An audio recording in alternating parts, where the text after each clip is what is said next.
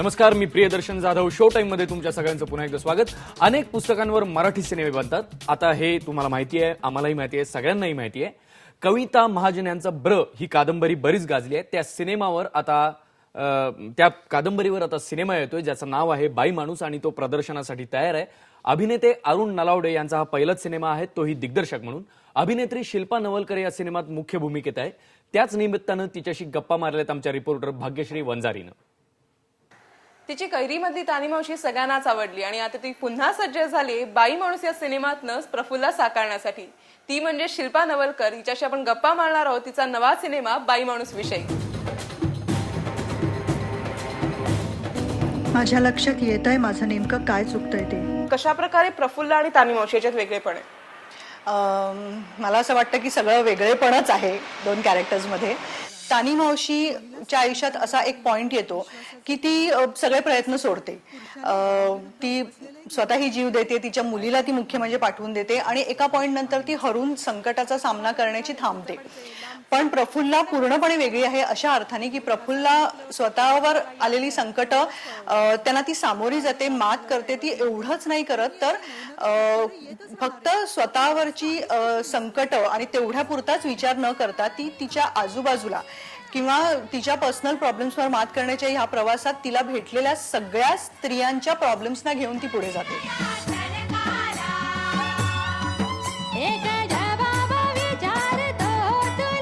काही काळ अरुणदादांनी वेळ घेतला की शिल्पा किंवा काय असा प्रश्न त्यांच्या मनात काही काळ होता. त्याच्यावर सोल्युशन म्हणून आम्ही एक लुक टेस्ट केली. मी प्रफुल्ला म्हणून कशी दिसते ह्याची आम्ही एक टेस्ट केली आणि त्याच्यानंतर अरुणदादांनी मला फायनली सांगितलंय. खूप गोड SMS होता त्यांचा. म्हणजे ती लुक टेस्ट झाल्यानंतर मी त्यांना विचारलं नव्हतं की काय झालं, मी करते की नाही करत आहे. खूप दिवसांनी त्यांचा एक SMS आला, नमस्कार प्रफुल्ला.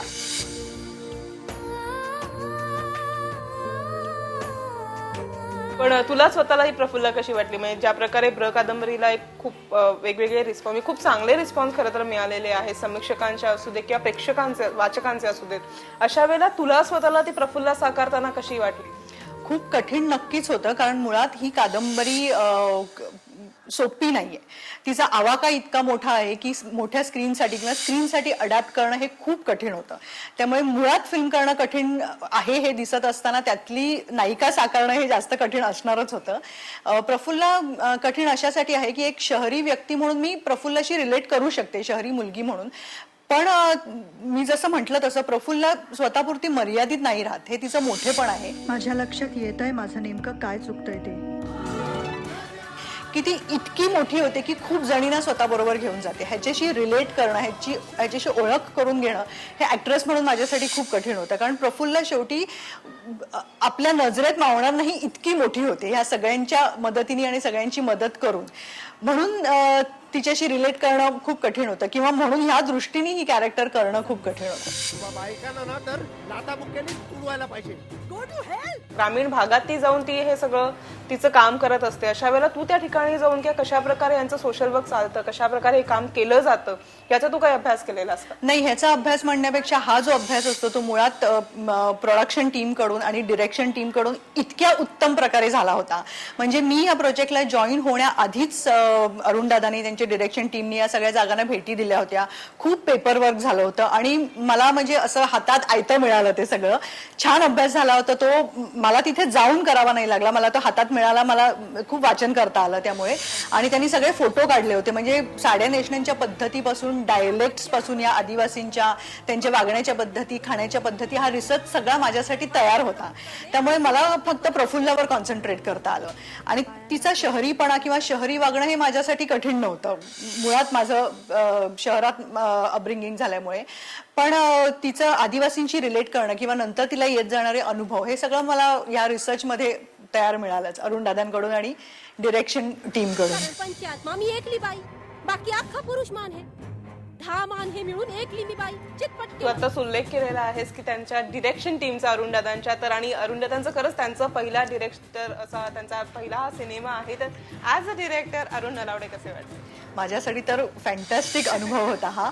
मुख्य म्हणजे इतक्या तयारीत असलेला डिरेक्टर मी बघितला नाहीये की ज्याचा आधी पेपरवर्क तयार असतं, ज्याला कुठला सीन आपण कुठे करणार आहोत, कसा करणार आहोत. इतकंच नाही तर प्रोडक्शन टीमचाही सपोर्ट असा होता की तो कसा आणि कुठे असं नाही तर किती वाजता सीन सुरू होईल आणि किती वाजता सीन संपेल हेही अरुणदादांच्या डोक्यात चोख असायचं. आणि महत्वाचं म्हणजे तसं ते झालं. पूर्ण जे काही 30 दिवस आम्ही शूटिंग केलं, एकदाही काही शेड्यूल बाहेर गेलं नाही. ह्याचं कारण डिरेक्टरची तयारी. टोटल जो सिनेमा आहे थोडासा वास्तविक आहे, गंभीर स्वरूपाचा आहे, तर पण तो लोकांपर्यंत पोहोचवायचा आहे तर संगीत हे माध्यम वापरलं गेलंय का? हो, नक्कीच वापरलंय. खूप महत्वाचं म्हणजे ह्याच्यात जी गाणी आहेत, 3 गाणी आहेत टोटल, त्यातली 2 गाणी आहेत ती आदिवासीच गाणी आहेत. म्हणजे त्यांची ट्रेडिशनल गाणी ह्याच्यामध्ये वापरली गेलेली आहेत. त्यांच्या भाषेतली अप्रतिम गाणी आहेत आणि ती फार सुंदररित्या वापरली गेली आहेत फिल्ममध्ये. आणि मुळात ती ट्रेडिशनल गाणी असल्यामुळे, फिल्मसाठी बनवली गेली नाहीयेत, ती ट्रेडिशनल गाणी असल्यामुळे त्याचा एक वेगळाच इम्पॅक्ट येतोय.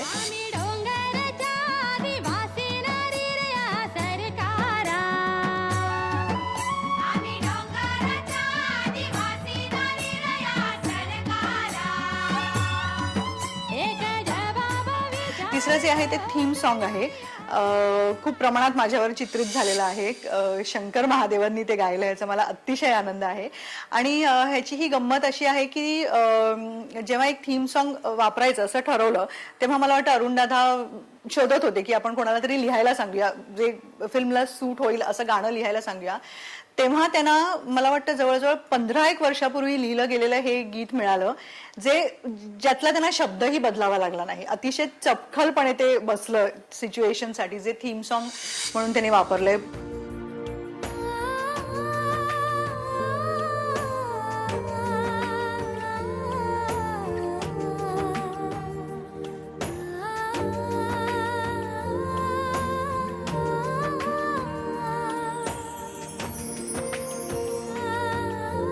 बाई माणूस हा सिनेमा सध्या अनेक फिल्म फेस्टिवल गाजवतोय आणि लवकरच तो रिलीजही होईल.